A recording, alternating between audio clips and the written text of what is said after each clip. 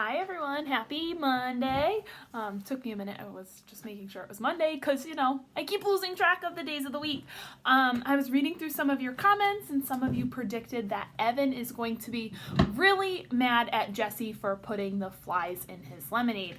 And I don't blame him. If that was me and somebody put flies in my lemonade that I was trying to sell, I'd probably be a little upset.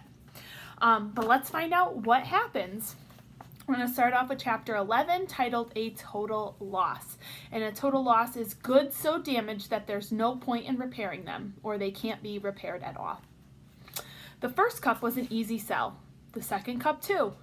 It was on the third cup that a little girl, about 6 years old, said, "Ew, there's a bug in my drink." Then her brother said, "There's one in mine too." "Gross," said an older boy on a skateboard. "There are like 3 in mine. I want my money back, man," he said, dumping his lemonade on the ground. The mother of the little girl and boy looked into their cups carefully. "I think you need to check your lemonade, honey," she said to Evan. Evan unscrewed the cap and everyone looked in. The surface was swimming with dead bugs, fruit flies, worms, and a soggy brown caterpillar. "Oh my goodness," said the mother. The boy started spitting on the ground like he was going to die. A girl started wailing, "Mommy, I drank bugs. I have bugs in my tummy." Evan couldn't believe his eyes. How did this happen? Did they crawl in somehow? They couldn't have. He had screwed the lid on tightly. He was sure of it. And anyway, 1 or 2 bugs crawling in, maybe, but 50 dead fruit flies and 2 inchworms and a caterpillar? It just wasn't possible. Evan was burning with embarrassment as everyone looked at him and his buggy lemonade. Frantically, he reached into the cooler and started to scoop out the dead bugs with his hands. Sweetheart," said the mother, "you can't sell that lemonade." "I'll get them all," said Evan. "I'll get every last one out." "No, dear, you really can't. You need to dump it out," she said. Evan looked at her like she was crazy. Dump it out? Dump it out? He'd spent $40 of his hard-earned money on that lemonade and another $1 for the cups. He wasn't going to dump it out. "I'll do it at home," he said. "No, you should do it here, I think. I need to be sure it's all disposed of properly." Evan looked at her. He didn't know her, but he knew her type. Boy, did he know her type. She was the kind of mother who thought she was the mother of the whole world. If you were on a playground and she thought you were playing too rough, she'd tell you.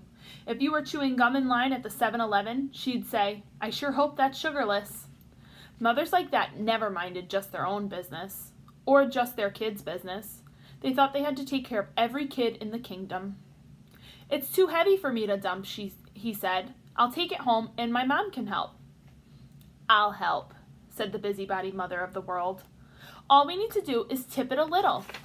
She grabbed one handle of the big cooler. Evan had no choice but to grab the other handle. Together they tipped and the lemonade poured out of the top of the cooler. They poured and poured and poured. The lemonade sparkled in the sunlight like a bejeweled waterfall and then disappeared without a trace, soaking into the parched September grass. As the last sluice of lemonade slipped out of the cooler, a slick of mud poured out. "Oh my goodness," said the mother. Evan couldn't believe it. He couldn't believe how quickly his victory had turned to defeat. It was just like the lemonade. It had disappeared into the grass, leaving nothing behind. A total loss. The mother smiled sympathetically as Evan returned her $2. The skateboard dude had already skated off with his refund. There was nothing to do but go home. Evan walked slowly, dragging the wagon with the empty cooler rattling inside. With every step he took, the wagon handle poked him in the rear end. Step, poke, step, poke. He felt like someone was nudging him forward. "Evan, Mom wants to see you in her office right away." That had been weird. His mom had no idea what he meant. "I didn't call you. I didn't call anyone," she had said. "I've been on the computer." "Evan, Mom wants to see you." He had been coming up the stairs. Jessie had been in the garage.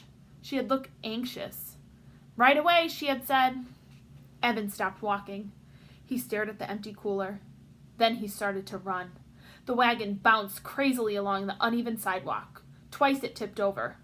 What did it matter? Thought Evan angrily. There's no lemonade to spill. By the time he got home, he had it all figured out. He looked in the kitchen trash and found the 3 Ziploc bags, inside out and sticky with lemonade. He shook the fruit bowl and noticed how few fruit flies took to the air. If he'd had the right materials, he would have dusted the cooler for fingerprints. But there was really no need for that. He knew what he would have found. Jessie was all over this one. That rat! That lousy, rotten, stinking rat of a sister, he shouted. He went back to the garage and kicked the wagon. He knocked the cooler to the floor. He tore up his lemonade on wheels sign into a dozen pieces. He was going to lose. She had $100. He was sure of it. And he just had 62 left.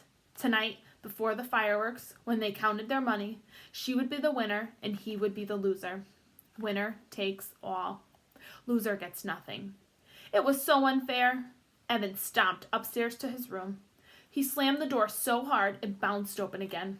When he went to close it, he was staring across the hallway, straight into Jessie's room.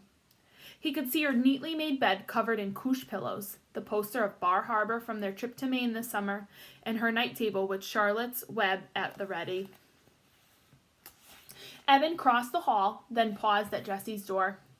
There was the rule about not entering. Well, she'd broken the rules first. Even though there wasn't really a rule about fruit flies and lemonade, it was clearly a dirty trick. Evan walked in and went straight to Jessie's desk drawer. There was the fake pack of gum. Inside, the key. Did she really think he didn't know where she hid it? He'd seen her slip the key inside the box when he was passing by on his way to the bathroom. Jessie was smart, but she wasn't very smooth.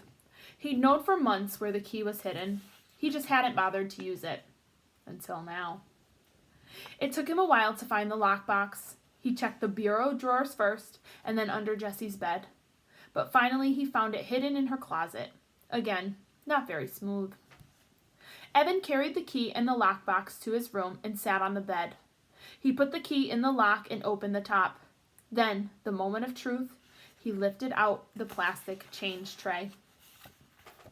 There were a whole bunch of scraps of paper on top, and there was a folded index card too.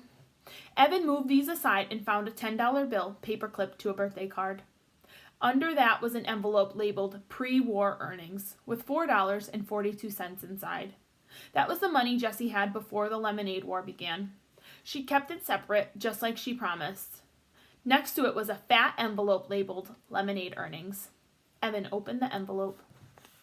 Inside, the bills were arranged by 1s, 5s, and 10s. All the bills were facing the same way so that the eyes of George Washington, Abraham Lincoln, and Alexander Hamilton were all looking at Evan as he counted out the cash. $208. There it was, the winning wad. Evan thought of how hard he'd worked that week, in the blazing sun, in the scorching heat. He thought about the cooler full of lemonade pouring into the grass.